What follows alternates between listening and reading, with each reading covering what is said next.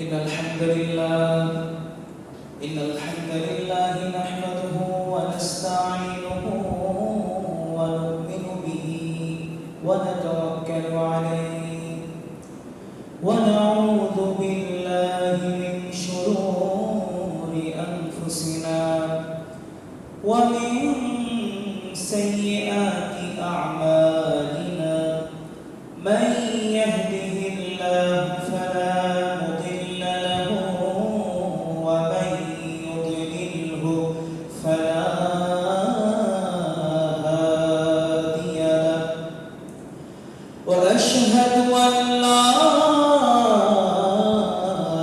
إله إلا الله وحده لا شريك له وأشهد أن محمدا عبد الله ورسوله قال الله سبحانه وتعالى في شان حبيبه مخبرا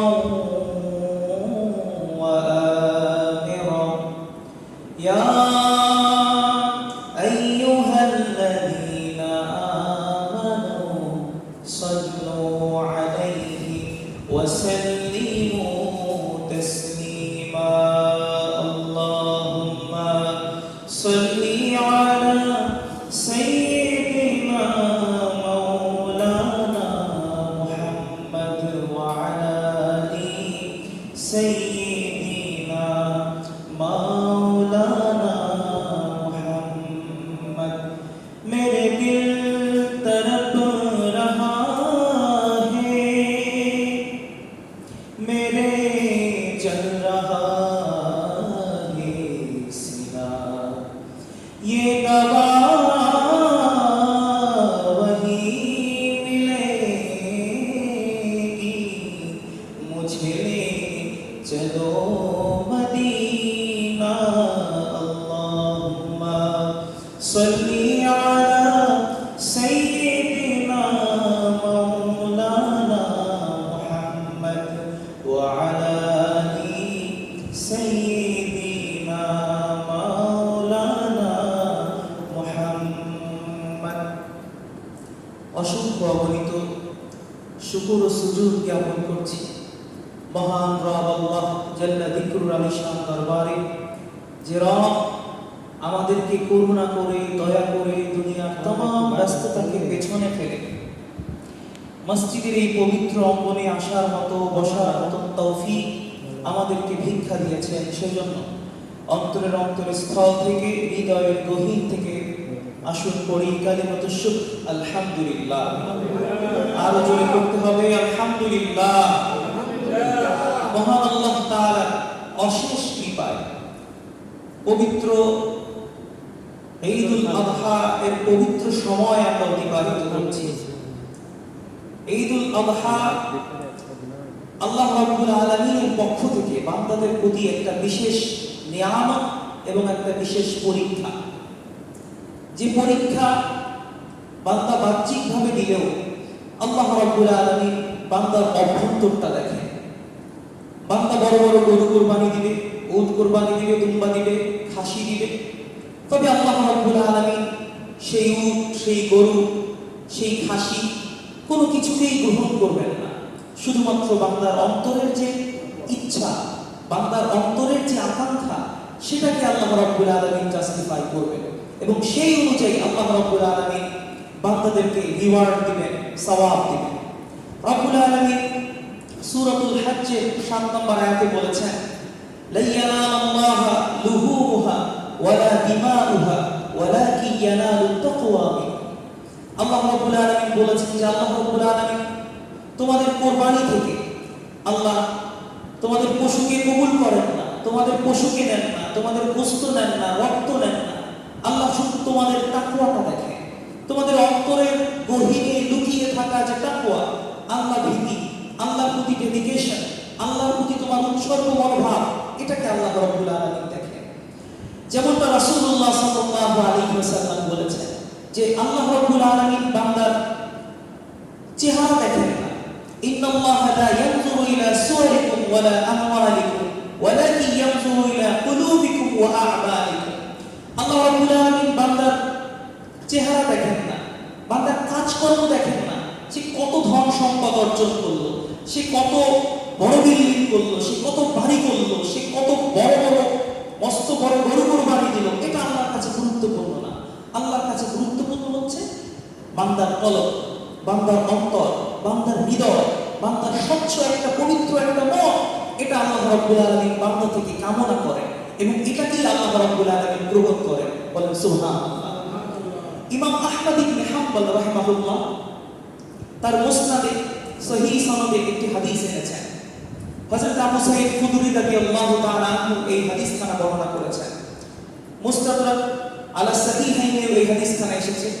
রাসূলুল্লাহ সাল্লাল্লাহু আলাইহি ওয়াসাল্লাম বলেছেন যে আল্লাহ তাআলা বান্দার অন্তরকে গুরুত্ব দেন এবং মানুষের অন্তর হচ্ছে চার প্রকার। কয় প্রকার?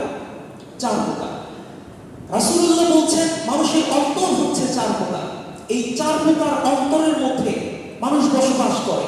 মানুষের মধ্যে কেউ আছে মুসলমান, কেউ কাফের, কেউ মুনাফিক, বিভিন্ন ভ্যারাইটিসের মানুষ আছে এবং এই ভ্যারাইটিস মানুষের মধ্যে আল্লাহ তাআলা চার প্রকারের অন্তর দিয়ে রাখছেন। রাসূলুল্লাহ বলেছেন শুরুতেই এক নম্বর কলব হচ্ছে কলবুল আজরাত। এক নম্বর কলবের নাম কি? কলবুল আজরাত। কলবুল আজরাত এটার অর্থ হচ্ছে উজ্জ্বল হৃদয়, উন্মুক্ত হৃদয়।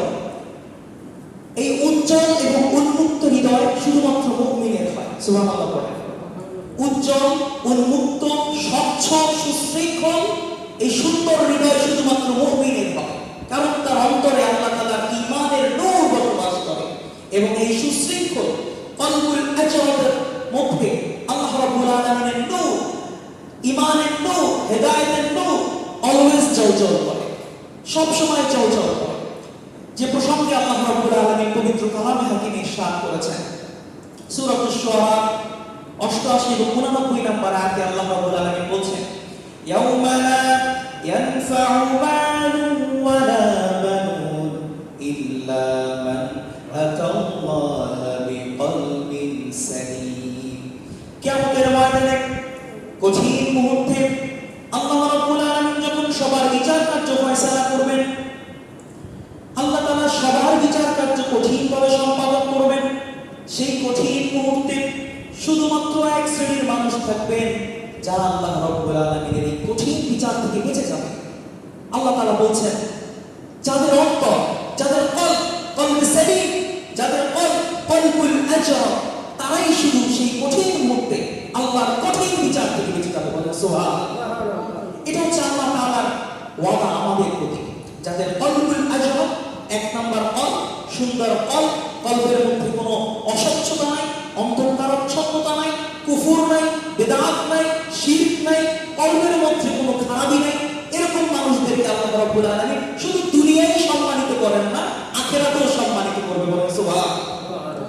শুধু মণ্ডলী, রাসূলুল্লাহ বলছেন দুই নম্বর কলব হচ্ছে কলবুল আগলাফ। দুই নম্বর কলবের নাম কি? কলবুল আগলাফ। কলবুল আগলাফ এর অর্থ হচ্ছে আবৃত কল, অন্ধকারাচ্ছন্ন কল, অন্ধকারাচ্ছন্ন কল, খুবই ডার্ক, খুবই অন্ধকার একটা অন্তর। সেই কলটা, এই কলবুল আগলাফ হচ্ছে কাফেরদের কল। কাদের কল? কাফেরদের কল। অর্থাৎ এই অন্তরে, এই কলবুল আগলাফের মধ্যে আপনি যতই হেদায়েতের কথা বলেন না কেন, ও শুনবে না। ওরে আপনি যতই সঠিক পথ দেখেন না কেন, ও দেখবে না। ওরে আল্লাহ তাআলা এমন একটা সিস্টেম করে পাঠাইছে যে ওরে আপনি যত প্রকারের মেডিসিন দেন, কোনোভাবে এই অন্তর গলে না। এটা আমি বলি। আল্লাহ রাব্বুল আলামিন সূরাতুল বাকারার 7 নম্বর আয়াতে বলেছেন খাতামাল্লাহু আলা কুলুবিহিম ওয়া আলা সামঈহিম ওয়া আলা আবসারিহিম গিশাওয়া। আল্লাহ রাব্বুল আলামিন তাদের অন্তরের মধ্যে সিলগালা করে দিয়েছেন, তাদের শ্রবণ শক্তির মধ্যে সিলগালা করে দিয়েছেন এবং তাদের অন্তরের মধ্যে সিলগালা করে দিয়েছেন। তাদের কোনোভাবেই হেদায়েত তাদেরকে ছোঁয় না, হেদায়েত তারা নিতে পারে না, কারণ তাদের অন্তরটাই এরকম কঠিন, তাদের অন্তরটাই এরকম সআব, খুবই কঠিন। ও ভালো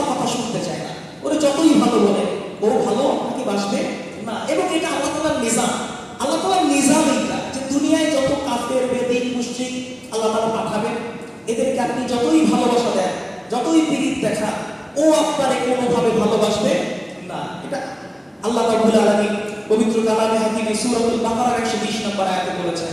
আল্লাহ বলেছেন, ওয়ালান তারদা আনকাল ইয়াহুদু ওয়ালান নাসারা হাত্তা তাত্তাবিআ মিল্লাতাহুম। আল্লাহ বলছেন কোন নাসারা, কোন বেদী, কোন মুশরিক সে আপনার উপরে সন্তুষ্ট হবে না। আল্লাহ বলছেন সে আপনার উপরে সন্তুষ্ট হবে না। তারা আপনার সাথে ব্যবসা করার জন্য খুব ভালোবাসা দেখাবে। আরে আপনি আমি তো ভাই ভাই, আসেন না আমরা এইটা করি ওইটা করি, আসেন আমরা সম্প্রীতির বাংলাদেশ করি, সম্প্রীতির বাংলাদেশের কথা বলি, আমাদেরকে নিয়ে তারা বাইর দিয়ে ছেড়ে দেবে। ব্যাপারটা এরকম, এরা আমাদের সাথে কখনোই ভালোবাসা করবে না। আল্লাহ বলছেন যে ওয়ালান তারদা আনকাল ইয়াহুদু ওয়ালান নাসারা, ইহুদি নাসারা বেদিনরা তারা কখনোই আপনার প্রতি সন্তুষ্ট হবে না, খুশি হবে না, হাত্তা তাত্তাবিআ মিল্লাতাহুম, যতক্ষণ না পর্যন্ত আপনি তাদের মিল্লাত, তাদের ধর্ম, তাদের মত, তাদের পন্থা, তাদের দেখিয়ে দেওয়া পথ আপনি অনুসরণ না করেন, ততক্ষণ পর্যন্ত আপনি তাদের প্রিয়জন হইতে পারবেন না। এজন্য দেখবেন আমেরিকার মন মতন আপনি চললে আপনি ভালো, আপনাদের দেশে জঙ্গিবাদ নাই। যে আপনি আমেরিকার মন মতন চলতেছেন না, যেমন আফগানিস্তান চলতেছেন না, তখন আপনার পুরো রাষ্ট্র ব্যবস্থা জঙ্গিত্ববাদে ভরে যায়, তখন আপনার দেশে জঙ্গি, সব জায়গায় জঙ্গি। ইরান যখন কথা শোনে না, তখন ইরানকে তারা শায়েস্তা করতে আসে, যে সেখানে তারা শান্তি প্রতিষ্ঠা করবে। কি প্রতিষ্ঠা করবে? শান্তি প্রতিষ্ঠা করবে। মানে পুরো পৃথিবীর শান্তি প্রতিষ্ঠা করার দায়িত্ব একমাত্র আমেরিকা। যে তার কথা শোনে না সেই হলো জঙ্গি, যে তার কথা শোনে না সেই হলো সন্ত্রাসী, আর যে কথা শোনে আর দুনিয়ার আকাম কাজ করে তারা হলো সবচেয়ে সভ্য ভালো মানুষ, আল্লাহর ওলি বিশ্বাস। আর আমরা সবাই হলো খারাপ মানুষ। এজন্য তারা মুসলমানদেরকে দুইটা ভাগে বিভক্ত করে, একটা হচ্ছে রেডিক্যাল মুসলিম আর হচ্ছে মডার্ন মুসলিম। রেডিক্যাল মুসলিমরা যারা আমরা ইসলামের মৌলিক পথ, যেটা মেইন স্ট্রিম যে পথ, এটা আমরা ধারণ করি, আমাদেরকে আমেরিকার ভালো লাগে না, আমাদেরকে দেখলে একটু জঙ্গি জঙ্গি লাগে, আমাদেরকে দেখলে একটু জঙ্গি জঙ্গি লাগে, যে এরা দাড়ি রাখবে কেন, দাড়ি তো জঙ্গিত্ববাদের প্রতি, এরা পাঞ্জাবি কেন করবে, টুপি কেন করবে, এগুলো জঙ্গিত্ববাদের প্রতি, এরা পাগড়ি কেন করবে, এগুলো তো তালেবানরা পরে, জঙ্গিরা পরে, এগুলো তো এরা করবে না, তাই না? এরকম একটা ন্যারেটিভ তারা তৈরি করে রেখেছে। এবং আপনি যদি মডার্ন ইসলামের কথা বলেন, এদের কথা বলেন যে আমেরিকা যা বলবে তাই ঠিক, তারা যে লাইফ লিড করছে, তারা আমাদেরকে যে লাইফ দেখাচ্ছে সেটাই ঠিক, তখন তারা খুশি হয়ে যাবে। হ্যাঁ, এর সহযোগিতা করতে হবে, এর আর্থিক সহযোগিতা করতে হবে, এর মানসিক সহযোগিতা করতে হবে, এর বৈশ্বিকভাবে সহযোগিতা করতে হবে। অতএব এদের সাথে আমাদের কখনো ভালোবাসা হইতে পারে না, আল্লাহ বলে দিয়েছেন। অতএব কলবুল আগলাফ যারা, এই কাফেরদের ফল, এটা কখনোই পরিবর্তনযোগ্য নয়, এটা কখনোই পরিবর্তনযোগ্য নয়। এরপরে রাসূলুল্লাহ বলেছেন মুমিনের 3 নাম্বার, মানুষের 3 নাম্বার কল হচ্ছে কলবুল মানকুস। 3 নাম্বার কলবের নাম কি? কলবুল মানকুস। কলবুল মানকুস এটার অর্থ হচ্ছে উল্টানো কল। এটার অর্থ কি? উল্টানো কল। এই কলটা যে সেই লোকের না, এই কলটা হচ্ছে মুনাফিকের। এই কলটা কার? মুনাফিকের। অর্থাৎ আল্লাযী আবতানাল কুফরা ওয়া আযহারাল ইসলাম, সে কুফরকে গোপন করে এবং ইসলামকে প্রকাশ করে। তার অন্তরে মুখে বলে আর ইউযহিরু খিলাফা মা ইউবতিন, সে যেটা প্রকাশ করে সেটা তার অন্তরে নেই, আর অন্তরে যেটা আছে সে সেটা মুখে বলে না। এটা হচ্ছে তার পদ্ধতি। এই জন্য তার অন্তরটা হচ্ছে কি? মিশ্রিত, একটা কি বলে, একটা বিভ্রান্ত কল, উল্টানো হৃদয়। আল্লাহ তাআলা এদের সম্পর্কে পবিত্র কালামে হাকিমে সূরাতুন নিসা 143 নম্বর আয়াতে বলেছেন, ওয়াযাবতাবিনা বাইনা যালিক লা ইলাহা উলাই ওয়া লা ইলাহা উলা।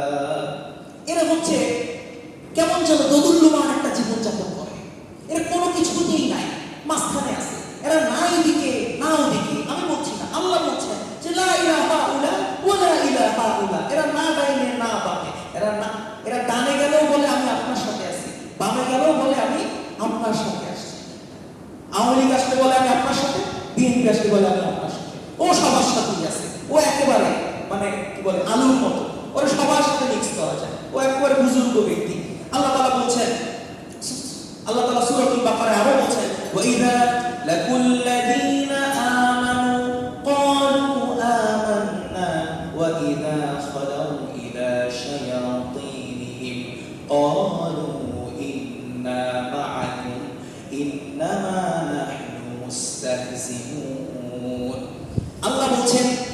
এই সকল মুনাফিকরা যখন রাসূলুল্লাহর সাথে যায়, মুমিনদের কাছে আসে, তখন মুমিনদেরকে বলে ইন্না মাআকুম, আরে আমরা তো তোমাদের সাথেই আছি। ওয়া ইযা খালাউ ইলা শায়াতিনহিম, আর যখন তারা মুমিনদের কাছ থেকে শয়তানদের দলে চলে যায়, শয়তানের কাছে যায়, আবু জাহেল উতবা সাহেবের কাছে যায়, তখন বলে আরে ভাই আমরা তো তোমাদের সাথেই আছি, ইন্নামা নাহনু মুস্তাহজিউন, আমরা তো মুসলমানদের সাথে শুধুমাত্র টিটকারি করতে যাই, উপহাস করতে যাই, মজা নিতে যাই, এদের কাছে যাই শুধু একটু লড়াই চালায় আসি, আমরা ওদের দলে শুধুমাত্র একটু খাইতে চাই, একটু কথাবার্তা শুনতে চাই, এই আর কি। সে মুসলমানদের সাথে আসলে বলে কি আমরা কাফেরদের সাথে নাই, কাফেরদের কাছে গেলে বলে আমরা মুসলমানদের সাথে নাই। মানে ও এমন একটা জায়গায় আছে যে ও আসলে নিজেই জানে না ও যে আসলে কোন দলে আছে। ওরা আসলে মানসিক টেনশনে এদের জীবনটা এমনিতেই ধ্বংস হয়ে যায়।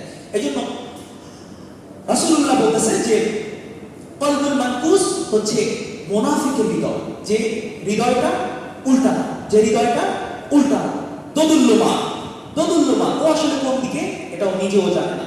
রাসূলুল্লাহ বলছেন 4 নম্বর কলব হচ্ছে কলবুল মুসাফফাহ। কলবুল মুসাফফাহ, কলবুল মুসাফফাহ অর্থ হচ্ছে মিশ্রিত কলব বা দ্বিধা বিভক্ত কলব, মিশ্রিত কলব।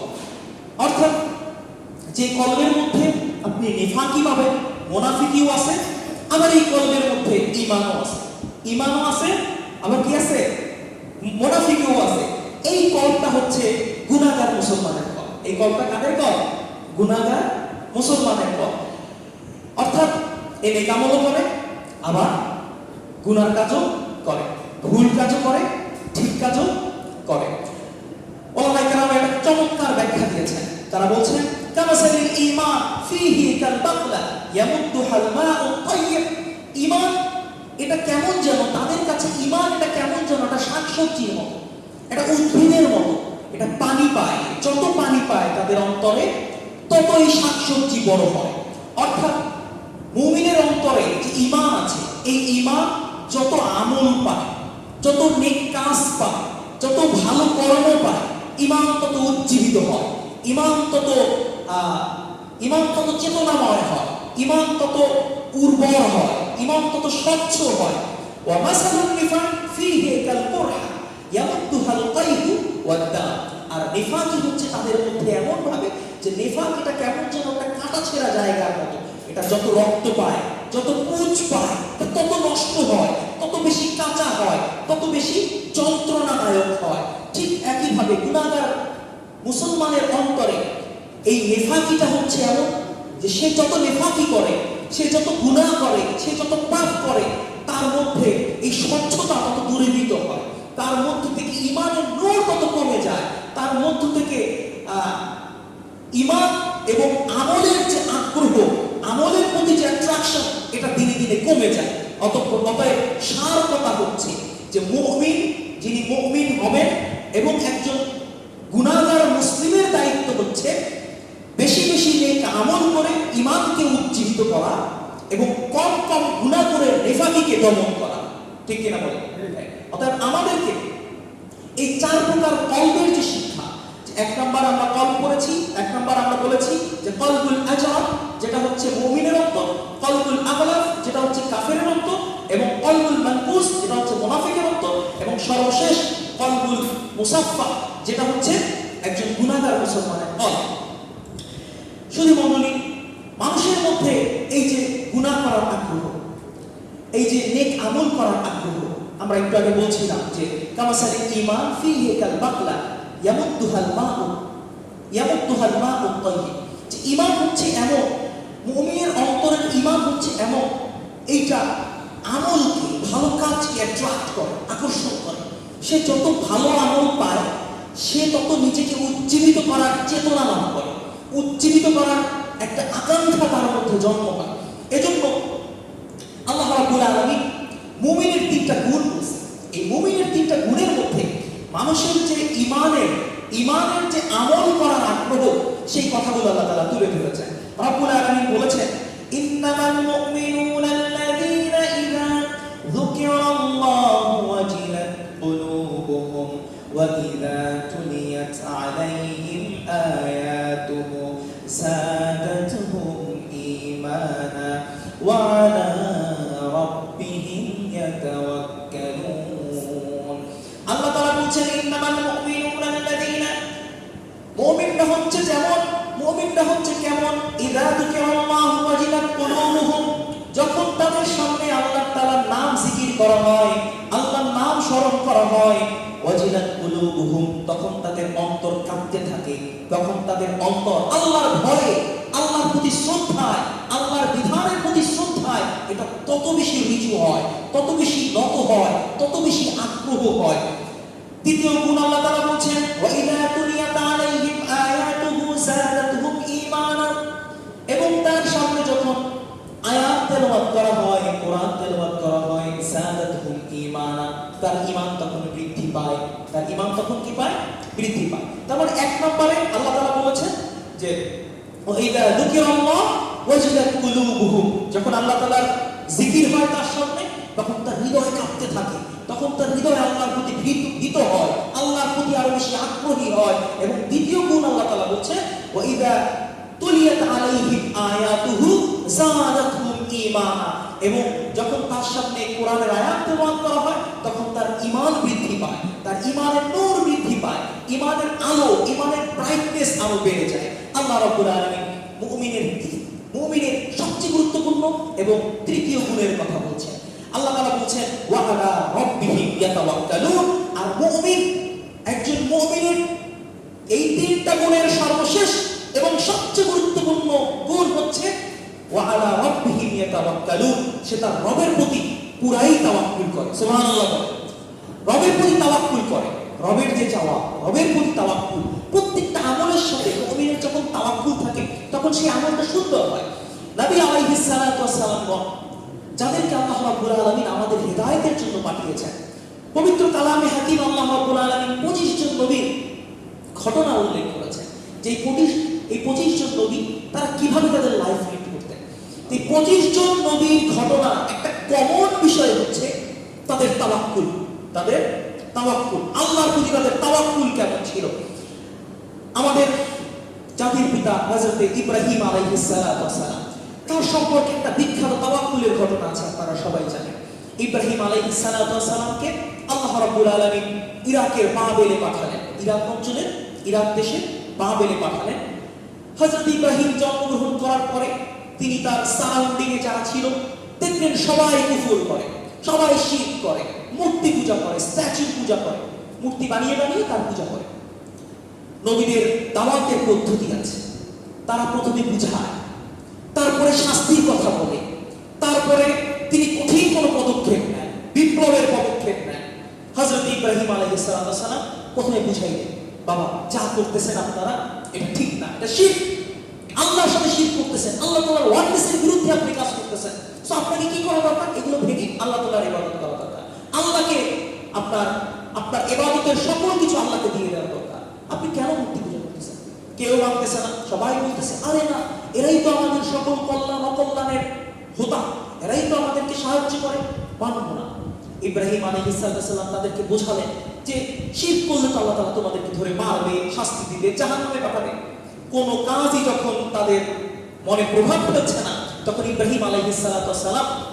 কি করলেন আল্লাহ রাব্বুল আলামিন পবিত্র কালামে হাকিমে সূরাতুল আম্বিয়া 57 নম্বর আয়াতে বলছেন তিনি তার গোত্রকে বললেন ওয়াতাল্লাহি লাআকিদান্না আসনামাকুম বা'দা আন তুওয়াল্লু মুদবিরিন তোমরা যখন এখান থেকে চলে যাবা আল্লাহর কসম আমি একটা কঠিন সিদ্ধান্ত নিব তোমরা এখান থেকে চলে যাওয়ার পরে আমি একটা কঠিন সিদ্ধান্ত নিব তারা চলে গেছে ইব্রাহিম আলাইহিস সালাম সিদ্ধান্ত নিলেন তিনি এই মূর্তিগুলো একটা স্পারস্পার করে দিবেন এই মূর্তির একটা ব্যবস্থা তিনি করবেন আল্লাহ রাব্বুল আলামিন পরের আয়াতে 58 নম্বর আয়াতে বলছেন ফাজআলনাহু জুযাদান ইল্লা কাবীরান লাহুম লাআল্লাহুম ইলাইহি ইয়ারজিউন ফাজআলনাহু জুযাদান তিনি ওখানে যতগুলো মূর্তি ছিল প্রত্যেকটা মূর্তিকে টুকরা টুকরা করে ভাঙলেন জুযাদ টুকরা করে ভাঙলেন এবং তিনি কি করেছেন ইল্লা কাবীরান মিনহুম ওখানে বড় যে মূর্তিটা ছিল সেই মূর্তিটাকে ছাড়া সেই মূর্তিটাকে ছাড়া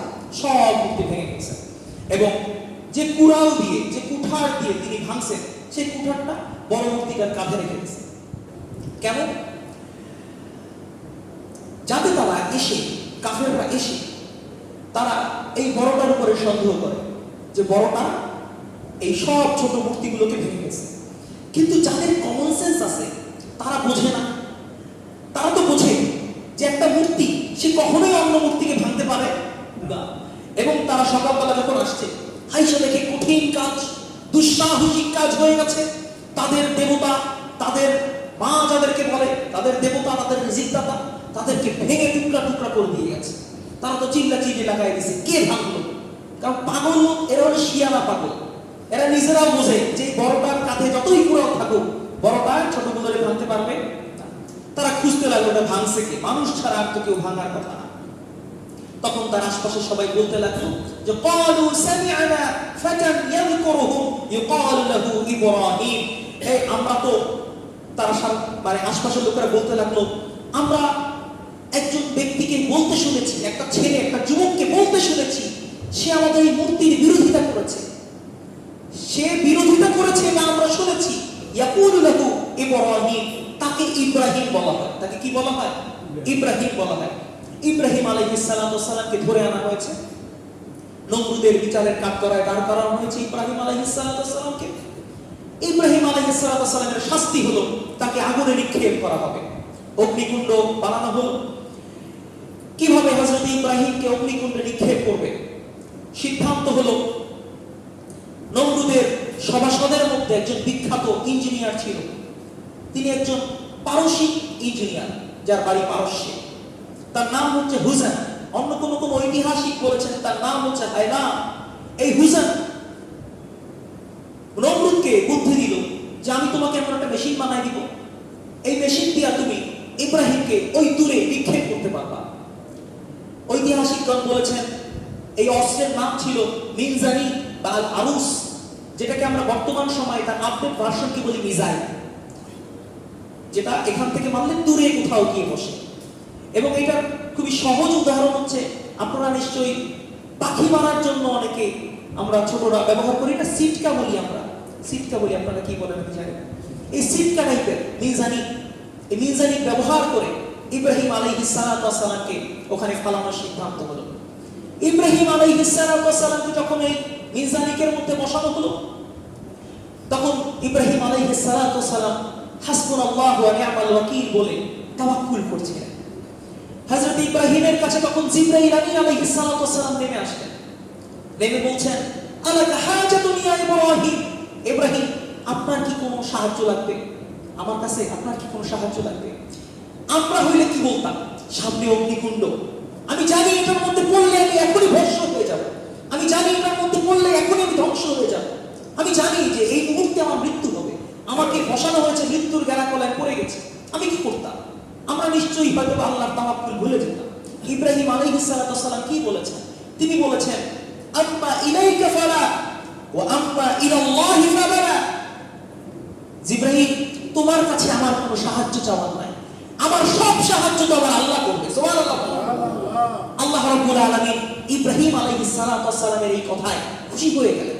আল্লাহ ইব্রাহিমকে গিফট দিলেন, আল্লাহ ইব্রাহিমকে সাহায্য করলেন। আল্লাহ তখন আয়াত নাযিল করলেন, আল্লাহ তাআলা যেটা আমরা আল্লাহ তাআলা বলেছেন সূরাতুল আম্বিয়া 69 নম্বর আয়াতে কুলনা ইয়া নারু কুনি বারদাও ওয়া সালামান আলা ইব্রাহিম, আগুন তুমি ইব্রাহিমের জন্য প্রশান্তিদায়ক হয়ে যাও, নাতিশীতোষ্ণ হয়ে যাও, বেশি ঠান্ডাও না বেশি গরমও না, জান্নাতের বাগিচা হয়ে যাও।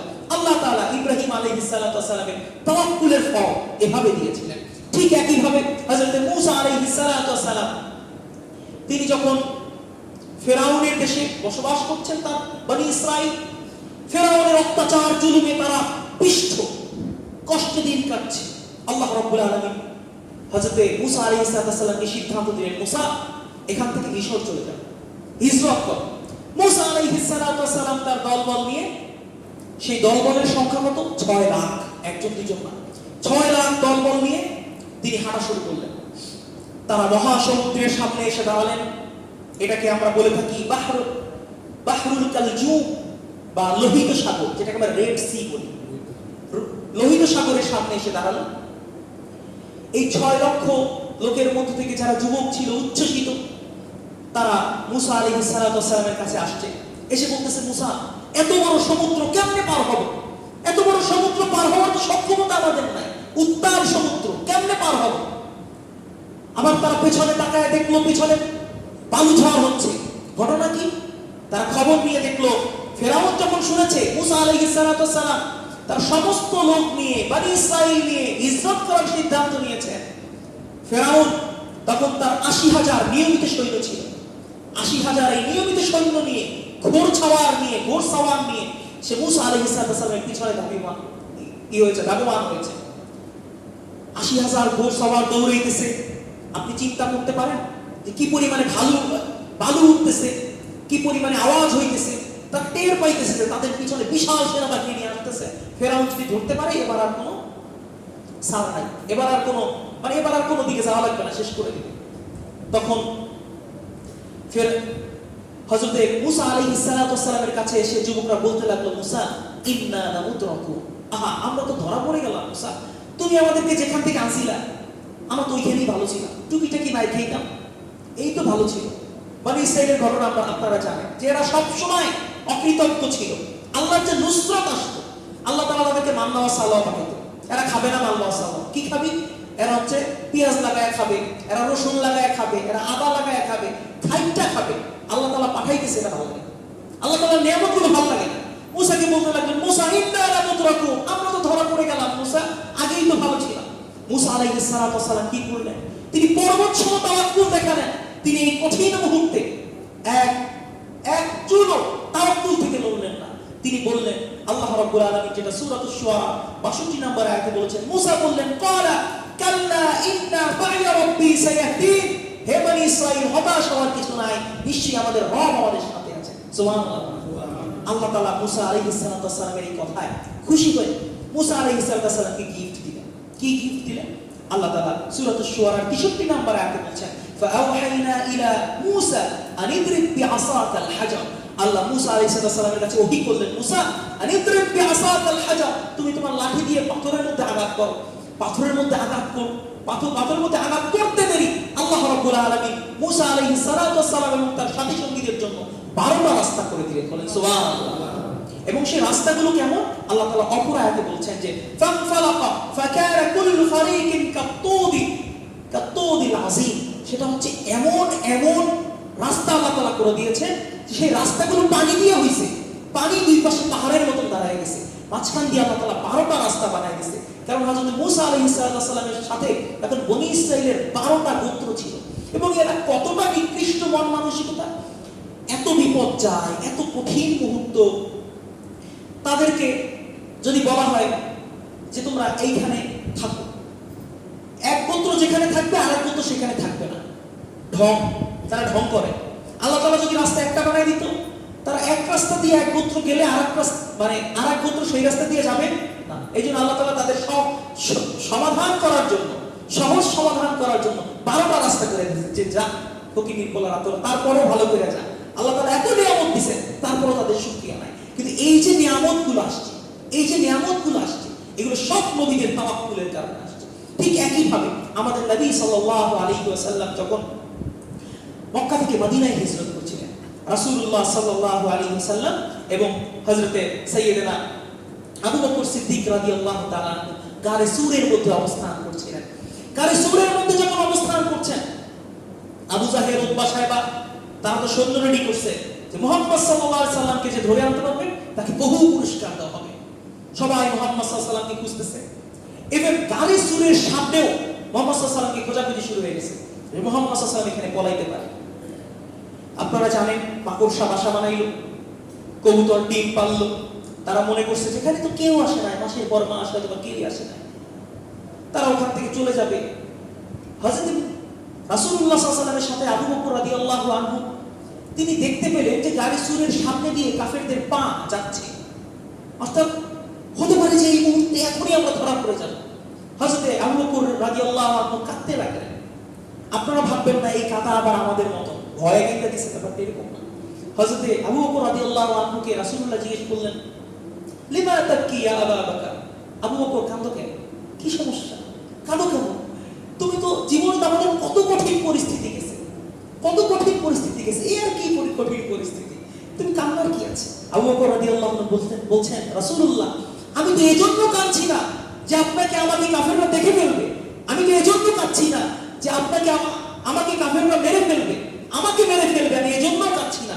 ইয়া রাসূলুল্লাহ, কাফেররা যদি আমাদেরকে ধরে ফেলে আপনাকে তো মেরে ফেলবে, তাহলে ইসলাম এবং দ্বীনের দাওয়াতের যে পথ, যে মানহাজ, সেটা তো এখানে ধ্বংস হয়ে যাবে, এটা তো এখানে প্রতিরোধ হয়ে যাবে। ইয়া রাসূলুল্লাহ, আপনাকে ধরে ফেললে পরিস্থিতি কি হবে, আমি সেই ভয়ে কাঁদছি। রাসূলুল্লাহ সাল্লাল্লাহু আলাইহি ওয়াসাল্লাম তখন আবু বকর সিদ্দিক রাদিয়াল্লাহু আনহুকে যা বলেছেন, আল্লাহ রাব্বুল আলামিন খুশি হয়ে সেটা আবার সূরাতুত তাওবার 40 নম্বর আয়াতে তুলে দিয়েছেন। আল্লাহ তাআলা বলছেন, ইদহুমা ফিল গার, যখন আবু বকর রাদিয়াল্লাহু আনহু এবং রাসূলুল্লাহ এই গারে সূরের মধ্যে আছে, তখন রাসূলুল্লাহ সাল্লাল্লাহু আলাইহি ওয়াসাল্লাম বললেন, ইয ইয়াকুলু লিসাহিবিহি লা তাহজান ইন্নাল্লাহা মা'ানা। আবু বকরকে বললেন, আবু বকর হতাশ হয়ো না, হতাশ হয়ো না, লা তাহজান ইন্নাল্লাহা মা'ানা, আমাদের রব আমাদের সাথে আছেন। বলেন সুবহানাল্লাহ। আল্লাহ তাআলা রাসূলুল্লাহকে কেমন বিজয় দিলেন। রাসূলুল্লাহ মদিনা গেলেন, মদিনায় যাওয়ার পরে কয়েক মাসের মধ্যে মদিনার সর্বস্ব রাজত্ব রাসূলুল্লাহর হয়ে গেল। রাসূলুল্লাহ তারপরে মক্কা বিজয় করলেন, পুরো পৃথিবীতে ইসলাম ছড়ায় গেল। তাদের ডেডিকেশন, তাদের স্যাক্রিফাইস এবং আল্লাহর প্রতি তাদের যে তাওয়াক্কুল, এগুলোর গিফট এত সুন্দর ছিল। এই কথাগুলো বলার উদ্দেশ্য কি? শুধুমাত্র ঘটনা শোনা, শুধুমাত্র ঘটনা শুনে সেগুলো শুনে আনন্দ নেওয়াটাই আমাদের যেন মাকসাদ না হয়। আমাদের মাকসাদ যেন হয় নবী আলাইহিস সালাতু ওয়াস সালামদের যে আলোচনা, যে ঘটনা, সেগুলো থেকে আমরা নিজেরা শিখবো এবং নিজেদের জীবনে প্রয়োগ করব। নবী সাল্লাল্লাহু আলাইহি ওয়াসাল্লামকে যে আল্লাহ সাহায্য করেছেন, হযরত ইব্রাহিমকে যে আল্লাহ সাহায্য করেছেন, হযরত মূসাকে যে আল্লাহ সাহায্য করেছেন, ওই আল্লাহ কিন্তু এখনো আছেন, সব সময় থাকবেন। তিনি ছিলেন, তিনি আছেন, তিনি থাকবেন। সো মূসা আলাইহিস সালাতু ওয়াস সালামের প্রতি আল্লাহ তাওয়াক্কুলের কারণে যে নুসরত করেছেন, ইব্রাহিমের প্রতি যে নুসরত করেছেন, মুহাম্মদ সাল্লাল্লাহু আলাইহি সাল্লামের উপরে যে নুসরত করেছেন, ঠিক একই নুসরত আল্লাহ তাআলা আমাদের উপরে করবেন যদি আমরা তাদের মতন তাওয়াক্কুল করতে পারি। ঠিক কি না বলেন? শুধু মণ্ডলী, এজন্য আমরা আমাদের প্রত্যেকটা ক্ষেত্রে তাওয়াক্কুলকে সেট করব, আল্লাহর প্রতি তাওয়াক্কুলকে সেট করব। আমাদের সমাজ ব্যবস্থায় আমরা শুরুতে বলছিলাম যে কাফেররা সব সময় আমাদেরকে ন্যারেটিভ তৈরি করে এর মধ্যে আটকে দিতে চায় যে মুসলমানরা সব সময় আমাদের প্রেসক্রাইবে চলবে, আমরা যা প্রেসক্রিপশন দিব মুসলমানরা তাই নিয়ে চলবে, এরকমটা যেন না হয়। আমাদের সিস্টেম, আমাদের চিন্তা ভাবনা হবে রাসূলুল্লাহর চিন্তা ভাবনা, রাসূলুল্লাহর মানহাজের চিন্তা ভাবনা, রাসূলুল্লাহর উসওয়ার চিন্তা ভাবনা আমাদের চিন্তা ভাবনা হবে। শুধু মণ্ডলী, এজন্য আমাদের প্রত্যেকটা ক্ষেত্রে তাওয়াক্কুল সেট করতে হবে। আমাদের দেশে যে সকল কালচারগুলো আছে, যেমন ধরেন বিয়ের কালচার, বিয়ের কালচারে একটা কথা খুবই প্রচলিত, ছেলে খাওয়াবে কি, ছেলে খাওয়াবে কি। মেহমান আসলে মুরব্বীরা অংশ বলে ফেলে, অনেকে বলে, অনেকে শুধু মুরব্বী না সবাই বলে, আরে মেহমান আসতেছে, কত খরচ, খাওয়াবো কি, এরকমটা ব্যাপার থাকে না? এই যে খাওয়াবেন কি, খাওয়ান কি আপনি? আপনি কি আপনার নিজের খাবারের দায়িত্ব নিতে পারবেন? আমরা তো আমাদের নিজের খাবারের দায়িত্ব নিতে পারি না, মেহমানের খাবারের দায়িত্ব কিভাবে নিব? আমরা তো আমাদের নিজেদের খাবারের দায়িত্ব নিতে পারি না, স্ত্রী, পরিবার, পরিজনের খাবারের দায়িত্ব আমরা কিভাবে নিব? খাবার, রিজিক, এগুলো আল্লাহর পক্ষ থেকে আসে, আল্লাহর পক্ষ থেকে আসে। যেন তাওয়াক্কুল বাড়াইতে হবে, যত তাওয়াক্কুল বাড়বে তত আল্লাহ তাআলার নুসরত বাড়বে। আল্লাহ তাআলার নুসরত যত বাড়বে আমাদের তত জান্নাতে যাওয়া সহজ হবে। এজন্য প্রত্যেকটা ক্ষেত্রে তাওয়াক্কুল আমাদেরকে বাড়াইতে হবে। আপনি দোকান দিয়েছেন, সেক্ষেত্রে আপনি তাওয়াক্কুল করেন যে আল্লাহ তাআলা চাইলে আমার বিক্রি বাট্টা হবে। আমাদের দেশে অনেক সময় এরকম হয়, অনেক মার্কেটে গেলে সকালবেলা আপনি যদি দোকানে ঢুকে একটা লুঙ্গি দেখবেন বা গামছা দেখবেন, সেই গামছা দেখার পরে আপনি যদি না কেনেন, দোকানদার মনে করে আরে আমার বিসমিল্লাহর কাস্টমার চলে যাচ্ছে। আমাদের এরপরে ন্যারেটিভ আছে যে বিসমিল্লাহর কাস্টমার চলে গেলে সারাদিন নাকি খারাপ যায়। এটা আপনারে কইছে কে? এটা আপনারে কে বলছে? আল্লাহ বলছে, রাসূল বলছে। ইসলামে শুভ অশুভ বলে কোনো কথা আছে? কাফেররা, বেদিনরা, আপনারা সূরাতুল কুরাইশ পড়েছেন, এর ব্যাখ্যা করবেন যে কাফেররা, বেদিনরা একটা নির্দিষ্ট সময় যুদ্ধ করতে যাইত, একটা নির্দিষ্ট ওয়াক্তে যুদ্ধ করতে যাইত। কিন্তু ইসলাম এই নিয়মকে মেনটেন করে না। ইসলামে শুভ অশুভ বলে কোনো দিন নাই। প্রত্যেকটা দিনই আমাদের জন্য আল্লাহর রহমত, প্রত্যেকটা দিনই আমাদের জন্য আল্লাহর নিয়ামত, আল্লাহ তাআলার নুসরত, আল্লাহ তাআলার সাহায্য। প্রত্যেকটা ওয়াক্ত আমাদের জন্য আল্লাহ তাআলার করুণা এবং দয়া। আমরা এই যে অক্সিজেন নিচ্ছি, আমরা এই যে বাতাস নিচ্ছি, আমরা যা করছি, এই যে দুনিয়া এত জীবাণু, যা আপনার মধ্যে যে মেশিন আছে, এই মেশিনে আপনি চিন্তা করে দেখবেন আমরা যে পরিমাণে ফরমালিন খাই, এই ফরমালিন খাওয়ার পরে আমাদের বেঁচে থাকা সম্ভব না, আমাদের বেঁচে থাকা এটা পসিবল না। তারপর আমরা বেঁচে আছি, আমরা সার্ভাইভ করতেছি ঠিকঠাক ভাবে। এটা আল্লাহ তাআলার নুসরত, আল্লাহ তাআলার নিয়ামত, এটা আপনাকে মানতে হবে। এজন্য আমাদের যেন আল্লাহ তাআলার প্রতি তাওয়াক্কুল বাড়ে। আমরা মুসলমানরা যেদিন থেকে আল্লাহ তাআলার প্রতি তাওয়াক্কুল কমিয়ে দিয়েছি, আল্লাহ তাআলার নুসরত আমাদের দিক থেকে কমে গেছে। আল্লাহ তাআলা আমাদেরকে ওভাবে সাহায্য করছেন না, কারণ আমরা তো বেদিকদের ইনস্ট্রাকশনে চলি, রাসূলের ইনস্ট্রাকশনে আমি চলছি না। আল্লাহ তাআলা আমাদেরকে কেন ইসলামী শাসন ব্যবস্থা দিবেন? আরে আমাদের তো তাওয়াক্কুল নাই আল্লাহর উপরে, আমাদের তো সব তাওয়াক্কুল সেকুলারিজমের উপরে, আমাদের সব তাওয়াক্কুল ন্যাশনালিজমের উপরে, সোশ্যালিজমের উপরে, ডেমোক্রেসির উপরে। আমাদেরকে কেন আল্লাহ তাআলা খিলাফত দিবেন? কেন দিবেন? এই প্রশ্ন আপনি করেন, আপনি নিজেকেই প্রশ্ন করেন যে আল্লাহ তাআলা আপনাকে কেন ইসলামিক ব্যবস্থা দিবেন? আপনি কি নিজে ইসলামিক লাইফ লিড করেন? আপনি কি নিজে আল্লাহর প্রতি তাওয়াক্কুল করেন? এই জন্যই আল্লাহ তাআলা আমাদেরকে সাহায্য করেন না। আশা করি আমরা সবাই এই তাওয়াক্কুলের যে শিক্ষা, এটা আমরা গ্রহণ করব। নবী আলাইহিস সালাতু ওয়াস সালামের যে তাওয়াক্কুলের শিক্ষা, সেটা আমরা ধারণ করব। সমস্ত নবী আলাইহিস সালাতু ওয়াস সালাম যখনই বিপদে পড়তেন, তখন তারা আল্লাহর প্রতি তাওয়াক্কুল করতেন। আল্লাহ কোরআনে বলেছেন, ওয়ামা লানা আল্লা নাতাওয়াক্কাল আলাল্লাহি ওয়া ক্বাদ হাদানা সুবুলানা। নবী আলাইহিস সালাতু ওয়াস সালাম বলতেন যে আরে আমি তো আল্লাহর প্রতি তাওয়াক্কুল করেছি, তিনি আমাকে হেদায়েতের পথ দেখাবেন। মানুষ আমাকে কি হেদায়েতের পথ দেখাবে? ক্ষমতাবানরা আমাকে কি হেদায়েতের পথ দেখাবে? আমাদেরকে, আমি একজন খতিব, এখন আলোচনা করছি, আমি আপনাকে কি হেদায়েতের পথ দেখাবো? আমি তো বলতেই পারি, হেদায়েত দিবেন কে? আল্লাহ তাআলা। এই জন্য আমাদের আল্লাহর প্রতি তাওয়াক্কুল করতে হবে। আল্লাহ তাআলা আমাদেরকে তাওয়াক্কুল করার তৌফিক দান করুন। আমাদের জীবনের সর্বাবস্থায় আল্লাহ রাব্বুল আলামিন তার উপরে আস্থা রেখে আমাদের চলার তৌফিক দান করুন। ওয়া আখিরু দাওয়ানা আলহামদুলিল্লাহি রাব্বিল আলামিন। ওয়া আসসালামু আলাইকুম ওয়া রাহমাতুল্লাহি ওয়া বারাকাতুহু।